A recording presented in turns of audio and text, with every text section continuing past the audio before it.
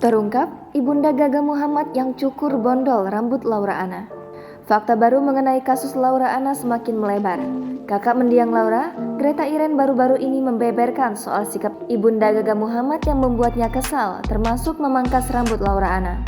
Dari penuturan Greta Iren, rambut Laura Anna dicukur bondol oleh Ibunda Gaga Muhammad.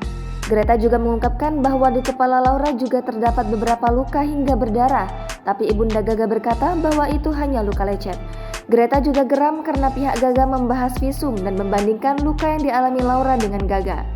Menurut Greta, luka Laura dengan Gaga tidaklah sebanding. Greta juga menyebut Gaga Muhammad hilang-hilangan dan tidak setia menemani Laura Anna. Dalam kesempatan yang sama, Greta Iren juga membahas pertanggungjawaban dalam bentuk material dari pihak Gaga. Ia menyebut Laura Anna membutuhkan dana sebesar 250 juta rupiah untuk operasi. Namun, pihak Gaga tak membantu sama sekali dari segi material.